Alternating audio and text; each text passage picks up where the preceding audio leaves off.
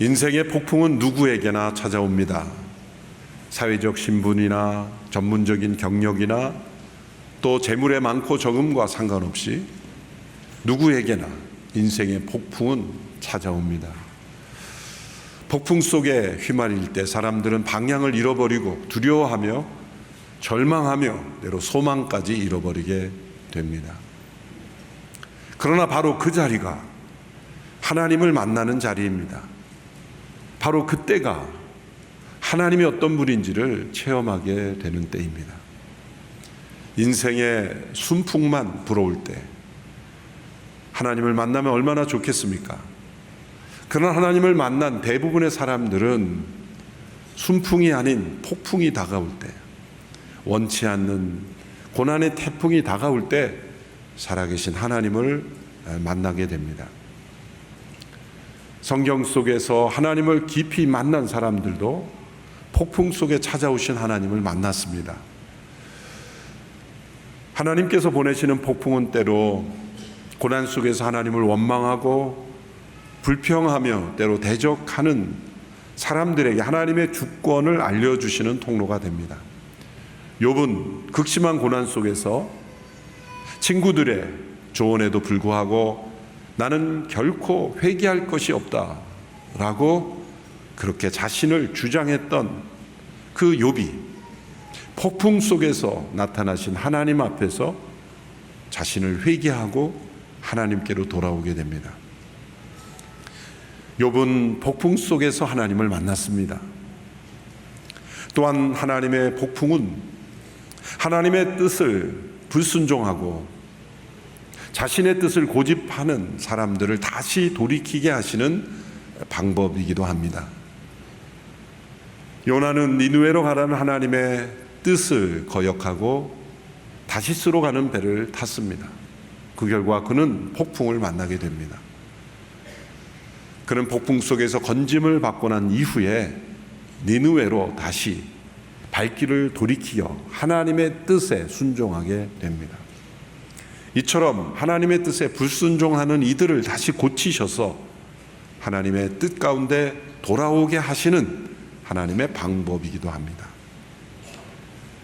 때로 하나님의 폭풍은 두려움과 절망 가운데 있는 이들에게 하나님이 어떠한 분인지를 알리심으로 하나님을 경배하게 하시는 통로가 되기도 합니다. 제자들이 갈릴리 호수에 불어닥친 태풍으로 인하여 두려움에 사로잡혀 있을 때 주님께서 그 폭풍 속에서 그들을 찾아오셨습니다. 왜 폭풍 한가운데에서 그들을 찾아오셨을까요?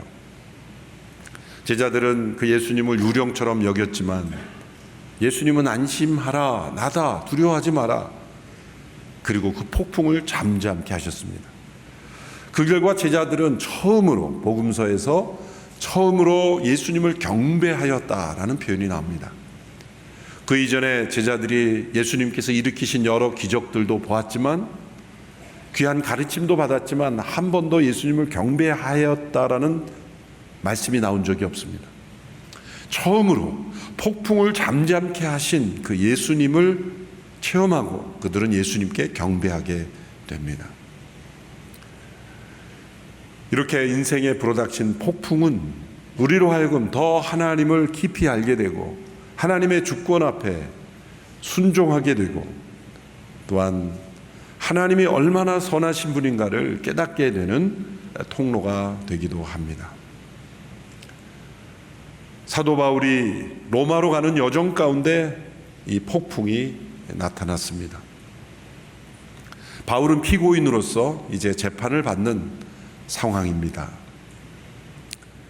유대 사내들인 공회에 의해서 정치적으로 고소를 당하고 로마의 통치자들에 의해서 계속 재판을 받고 있습니다. 벨릭스 총독, 베스도 총독, 헤롯 아그리파 2세 모든 로마의 통치자들이 바울을 신문한 결론은 바울에게는 재판받을 만한 죄가 없다는 것입니다.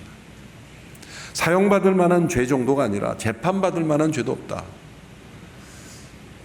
그래서 헤롯 아그리파 2세가 베스도에게 이런 말을 하죠. 지난주 마지막 말씀에서 만일 바울이 가이사에게 상소하지 않았더라면 그는 풀려날 수 있었을 것이다. 가이사에게 상소하지 않았더라면 이제 풀어줄 수밖에 없는 그러한 상황인데 바울이 그걸 몰라서 가이사에게 상소했을까요? 아닙니다. 도리어 그는 풀려나지 않도록 하기 위해 상소한 것이죠. 그것은 예수님께서 그의 곁에 나타나셔서 말씀하시기를 내가 예루살렘에서만이 아니라 로마에서도 나에 대해 증거하리라 하신 그 말씀이 이루어지는 길은 가이사에게 상소함으로써 현재 피고인의 신분을 계속 유지하는 길이라고 생각했던 것입니다. 그래서 그는 자신이 풀려나는 길보다는 풀려나지 않고 현재 갇힌 자가 되어서 로마까지 호송당하는 길을 선택했던 것입니다. 그래서 그는 가이사랴에서 로마까지 호송당하게 됩니다. 배를 타고 이동하게 되죠. 지중해 연안을 따라서 여러 섬과 항구들을 경유해서 이제 먼 거리를 여행하게 됩니다. 배도 여러 번 갈아타게 되죠. 오늘 본문에 보면 알렉산드리아 호라는 큰 곡물선으로 이제 갈아탔다고 했습니다. 바울은 이렇게 피고인의 신분으로서 이끌려가고 있지만 지금까지 재판의 과정에서도 나타난 것처럼 바울은 이끌려가는 자가 아니라 이끌고 가는 자로 지금 나아가고 있습니다. 자신을 변명하는 자가 아니라 그리스도를 증거하는 자로 서 있습니다. 어떻게 하면 빨리 자유케 되는가가 아니라 최후의 한 사람, 자신이 만나야 할 최후의 한 사람, 그 로마에 있는 최고 로마 제국의 통치자까지 만나기까지 그는 계속해서 이 여정을 포기하지 않고 있습니다. 그러는 가운데 바울이 탄 배가 큰 폭풍을 만나게 됩니다. 바울은 백부장에게 충고했습니다. 지금 시기적으로 볼 때 지금 이 시기의 항해를 계속하면 큰 재난을 만날 수 있다. 물자만이 아니라 생명도 위태로울 수 있다라고 충고를 했습니다. 백부장은 선장과 선주에게도 물어봤겠죠. 그때 그들은 괜찮다, 항해할 수 있다, 아니 해야 된다라고 대답을 했습니다. 백부장은 바울의 말보다는 선주와 선장의 말을 믿었습니다. 어찌 보면 당연한 일이죠. 바다를 항해하는데 전문가는 누굽니까? 바울이 아니라 선장이 아니겠습니까? 배를 많이 탄 선원들이 아니겠습니까? 백부장이 바울의 말보다는 그들의 말을 믿는 것이 당연한 것처럼 보입니다. 바울이 말한 것은 이겁니다. 오늘 본문 9절 11절에 보면 이렇게 되어 있습니다. 많은 시간이 소모되고 금식하는 절기도 지났기 때문에 항해가 위험해졌습니다. 금식하는 절기가 지났다는 것은 그 시기가 언제인지를 설명해 줍니다. 양력으로 말하자면 10월 초순경입니다. 당시 지중해는 9월 중순과 11월 중순까지 항해하기가 가장 위험한 시기였다고 합니다. 대체적으로 유대인들은 이 바다 항해에 익숙하지 않고 그리스인이나 페니키아인이나 또 이집트인 이런 사람들이 배를 타고 많은 무역도 하고 또 생활하기도 했죠. 유대인으로서는 특이하게 바울은 여러 번 항해 경험이 있고 3번 난파한 경험도 있고 그렇습니다. 복음을 전하기 위해서 그가 많은 곳을 다녀야만 했기 때문이죠. 상식적으로 이 시기에 항해를 하는 것은 위험하다는 것이었습니다. 그러면 백부장에게 항해해도 된다라고 말한 선장과 선주는 그 사실을 몰라서 했을까요? 아닙니다. 그들도 바울이 알고 있던 사실을 알고 있었을 겁니다. 그런데 왜 항해해도 된다고 결정을 내렸을까요? 또 배 타고 있던 사람들은 지금 머무는 그 항구가 겨울을 나기가 힘들기 때문에 불편하기 때문에 빨리 더 큰 항구 베닉스라는 겨울 나기 좋은 그 항구로 빨리 갔으면 좋겠다라는 그런 마음이죠. 그러나 근본적인 결정적인 판단은 선장과 선주가 가는 것이 좋다라는 견해 때문에 백부장이 가도록 한 것이죠. 그들은 위험하다는 걸 몰랐을까요? 알았을 겁니다. 그럼에도 왜 결정했을까요? 욕심 때문입니다. 이들이 타고 있는 배는 큰 곡물선이라고 했습니다. 하루라도 빨리 로마로 가는 것이 그들에게 경제적 이익을 가져다 주었을 것입니다. 그러므로 그들은 어려움이 있더라도 위험이 있더라도 하루라도 빨리 가는 편을 선택한 것이고, 때로 그들이 지금까지 항해를 하면서 큰 풍랑은 만나지 않았을 가능성도 있기 때문에 항해해도 된다고 결정을 내린 것이죠. 때로 이렇게 일반인들은 잘 모르는 전문적인 영역에 있는 사람들이 진실하지 않을 때, 정직하지 않을 때 그 사회는 큰 위험을 겪게 됩니다. 우리나라에서 일어난 많은 사건 사고들의 원인은 바로 전문가들이 자신을 속일 때 아닙니까? 다른 일반인들이 모르고 믿고 맡겼던 그러한 전문 영역에 있는 분들이 정직하고 올바르게 자신의 일을 감당하지 않을 때 많은 사람들의 생명의 피해가 나는 일들이 사고로 이어지지 않습니까? 바로 이 선장과 선주의 탐욕, 조금 더 경제적 이익을 얻으려는 그러한 마음이 이 항해를 강행하도록 만들었던 것이죠.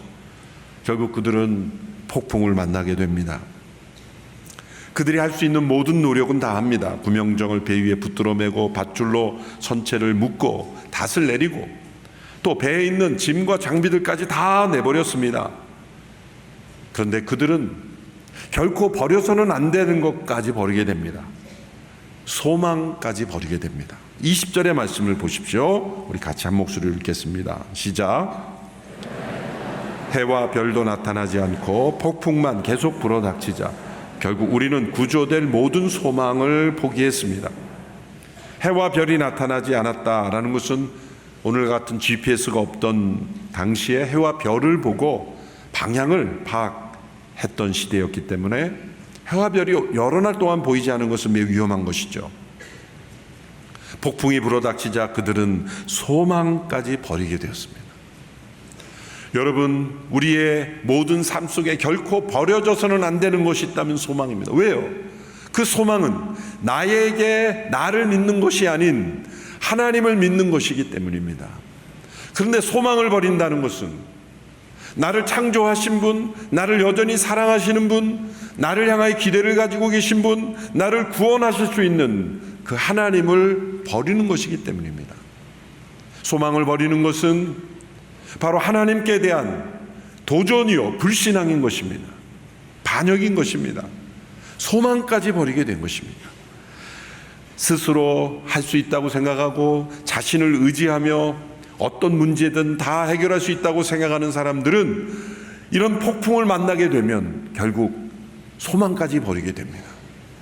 그러나 자신의 연약함을 알고 자신이 할 수 있는 것보다 자신은 더 연약한 존재이며 하나님을 의지해야만 살아갈 수 있다고 믿고 살아가는 사람들은 폭풍을 만날 때 소망을 버리지 않습니다. 하나님을 의지하기 때문이죠. 이들이 왜 이런 폭풍을 만났습니까? 바울의 조언을 무시했을 뿐만 아니라 자신을 속인 것이죠. 탐욕에 속은 것이죠. 또 게다가 때마침 불어오는 부드러운 남풍에 그들이 자신들이 가고 있는 길이 맞다라고 그렇게 착각하게 만들었습니다. 때마침 불어오는 이 순풍, 거기에 또 속은 것입니다. 요나가 니느웨로 가지 않고 불순종하여 어딘가로 가려고 했을 때 마침 다시스로 가는 배가 나왔다 그랬어요. 이게 마침 나타나는 다른 길을 조심해야 되는 거예요. 때마침 부드러운 순풍이 불자 그들은 자신들이 가고자 하는 길이 옳다라고 그렇게 착각했던 겁니다. 이 순풍에 속은 것입니다. 여러분, 우리 인생에 아무런 고난이 없는 순풍이 계속 불 때 우리가 가고 있는 길이 제대로 된 길인 것처럼 우리는 착각하게 됩니다. 갑자기 불어닥친 폭풍은 하나님이 나를 버리신 것 같처럼 여깁니다. 그러나 정반대인 경우가 많습니다. 아무런 고난이 없는 순풍은 우리로 하여금 하나님으로부터 멀어지게 만드는 것이고, 갑자기 불어닥친 폭풍은 우리를 해치는 것 같지만 하나님이 우리를 가까이, 그 가슴으로 가까이 끌어당기시는 하나님의 사랑의 손길인 경우가 많습니다. 여러분, 아무런 고난 없는 순풍이 계속 불면서 그러나 하나님이 없는 인생을 원하십니까? 아니면 나에게 엄청난 위협이 되고 두려움을 가져다 주는 것 같지만 폭풍 속에서 하나님이 있는 인생을 원하십니까? 마음으로 한번 생각해 보십시오.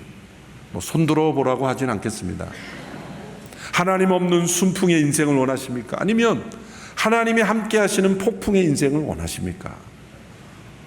어느 성도님이 벌쩍 손을 드셨어요. 폭풍이 있더라도 하나님이 임재하신 그 인생이 축복된 인생이라는 것을 보여주시는 겁니다.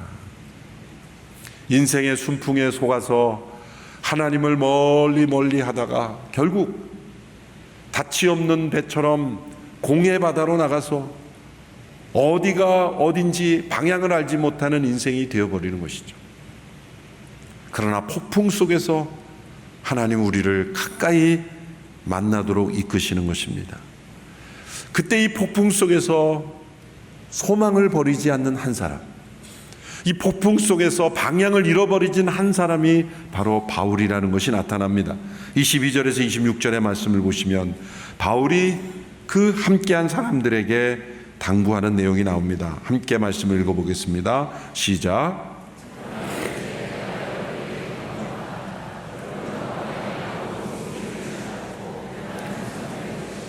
안심하기 바랍니다. 어젯밤 내 하나님 곧 내가 섬기는 하나님의 천사가 내 곁에 서서 바울아 두려워 마라. 내가 마땅히 가이사 앞에 서야 한다. 그래서 하나님께서 너와 함께 항해하는 모든 사람들의 생명을 내게 맡겨주셨다라고 하셨습니다. 그러니 여러분 안심하십시오. 내가 하나님을 믿으니 내게 말씀하신 대로 이루어질 것입니다. 그러나 우리는 밀려서 어느 섬에 닿게 될 것입니다. 바울은 이 폭풍 한복판에서 하나님의 음성을 듣습니다. 여러분, 폭풍이 다가왔다고 생각하십니까? 하나님이 여러분 가까이서 말씀하고 계심을 믿으십시오.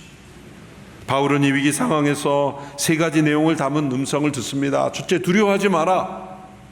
둘째, 내가 반드시 가이사 앞에 서게 되리라. 절대로 너는 이 폭풍 속에 해로움을 입지 않을 것이다. 셋째로, 함께 배를 타고 있는 모든 이들의 생명도 너에게 맡겨져 있다. 앞의 말씀들은 바울에 대한 절대적 보호를 약속하신 것이고, 뒷부분의 말씀은 이제 바울의 영적 책임을 말씀하는 거죠. 그들도 모두 안전할 것이다 라는 말씀보다는 너에게 맡겨졌다라는 것은 이제 바울이 리더십을 발휘해야 된다는 거죠. 이 폭풍이 다가올 때 진정 리더가 누구인가가 나타나게 됩니다. 바울은 재판을 받을 때도 피고인이 그 재판의 모든 상황을 주도했죠. 이제 폭풍 속에서 그는 이 상황을 주도하게 됩니다. 왜냐하면 그에게는 하나님의 말씀이 있기 때문이죠. 이때부터 바울은 자신만이 아니라 주변 상황을 더 세심히 살피게 되었습니다. 그때 눈에 들어온 사람들이 바로 선원들이 자신들만 살려고 구명정을 띄우는 모습을 보게 됩니다. 어쩌면 많은 사람들은 그저 두려움에 사로잡혀 어딘가 숨어 있고 다른 상황을 살펴볼 여유가 없었을 텐데, 이제 바울은 이런 영적 책임감을 가지고 그 위기 속에서도 그 상황을 살피니까 이런 것이 눈에 들어오는 거죠. 선원들이 없는 배는 어떻게 되겠습니까? 그는 자신들만 살겠다고 구명정을 바다에 띄우고 있었습니다. 백부장에게 빨리 전해서 그 사실을 알리고 군인들이 그 구명정을 끊어버리게 됩니다. 그래서 선원들이 도망가지 못하도록 하죠. 근데 바울과 백부장이 그 구명정을 끊어버리게 한 것은 너희들만 사는 것 못 보겠다, 죽으려면 같이 죽자, 그런 뜻이 아니죠.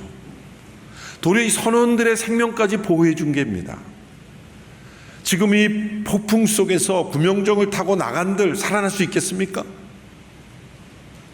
바울은 이 선원들까지도 다 살리는 길을 택한 겁니다. 당신들이 살 길은 구명정이 아니라 폭풍 한복판에 있지만 하나님의 약속을 받은 나와 함께 있는 것입니다. 선원들의 생명까지 살린 거죠. 여러분, 우리는 폭풍을 만날 때 이 구명정과 같은 인간적인 아이디어를 가지고 탈출해 보려고 합니다만, 살 길은 하나님의 말씀에 있기에 말씀을 따르는 그 자리가 바로 가장 안전한 자리라는 것입니다. 여러분, 위기 때 우리의 탈출구는 어디에 있습니까? 하나님의 말씀에 있습니다. 그 말씀을 붙잡고 말씀을 따라 움직이게 될 때 우리 삶이 바뀌는 거죠. 그래서 여러분, 폭풍이 불어닥칠 때는 성경을 어디서부터 읽을지 모른다 할지라도 창세기부터 읽든 마태복음부터 읽든 어디선가부터 말씀을 쭉 읽어 나가십시오. 그렇다고 점치듯 막 이렇게 살피지 마세요. 어떤 분이 저물치듯 성경을 폈더니 유다 가서 목을 매니라. 이런 말씀이 아닌데 다시 뵀더니 너도 가서 이와 같이 하라.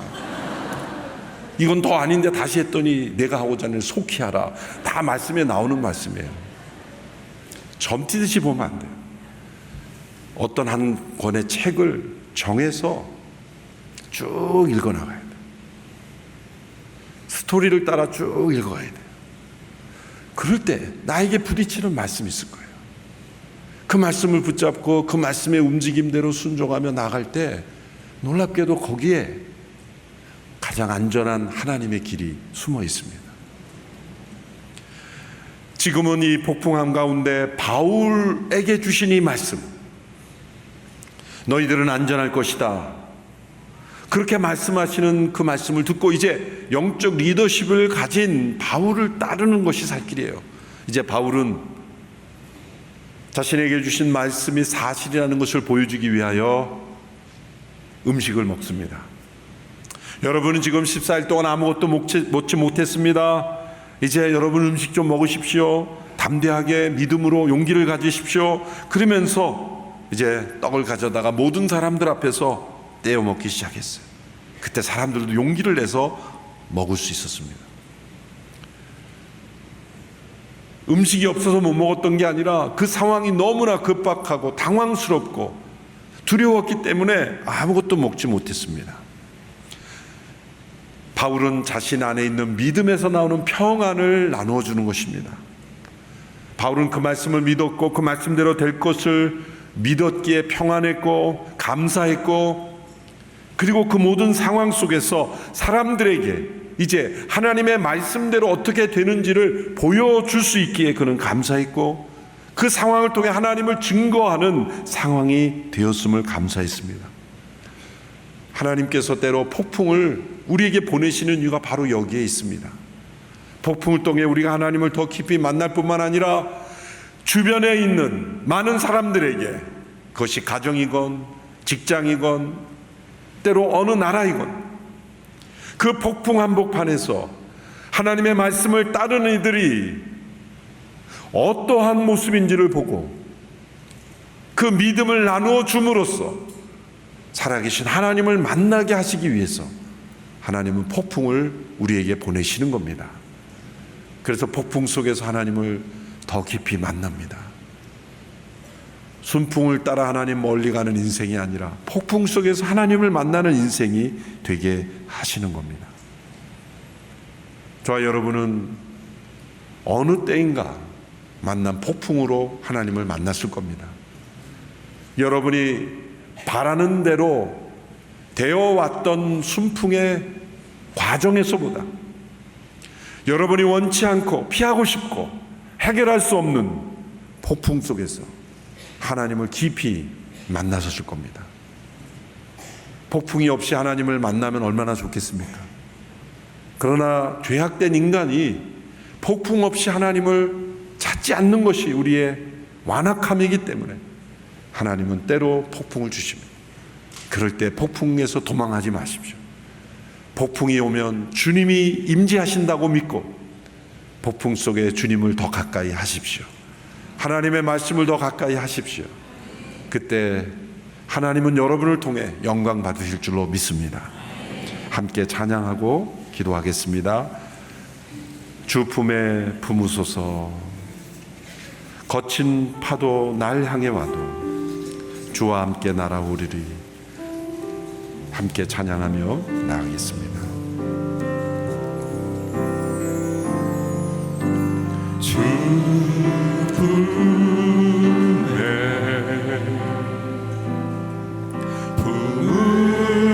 품으소서. 능력에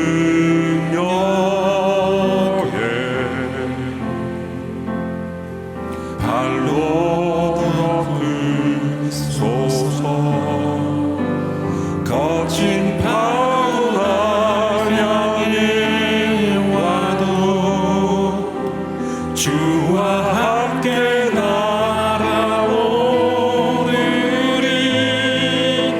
폭풍 가운데 나의 영혼 잠잠하게 주를 보리라. 주님 안에 거하리. 주님 안에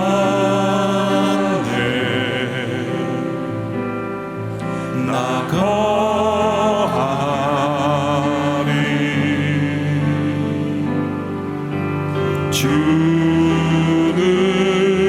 주는요 나 잠잠히 믿네.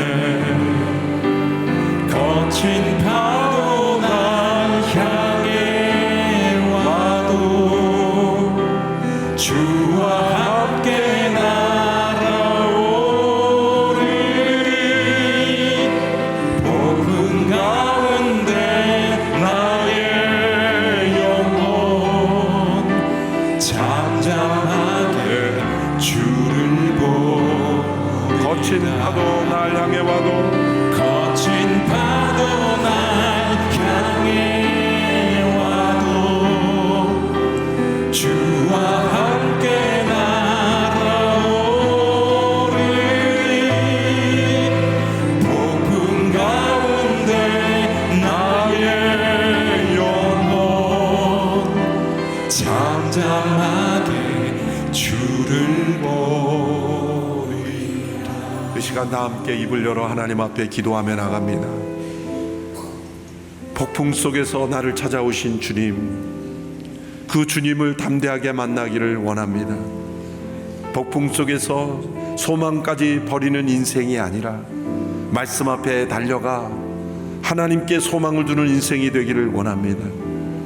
폭풍이 찾아올 때 숨어버리는 인생이 아니라 독수리가 폭풍을 타고 더 높은 창공으로 올라가듯이 하나님께로 더 높이 올라가는 저희들이 되기를 원합니다. 폭풍 속에 있는 영혼들, 지금 이 시간 하나님 더 깊이 만나기를 원합니다. 붙잡아 주시는 하나님 만나기를 원합니다. 저의 인생과 함께 하시는 줄로 믿습니다.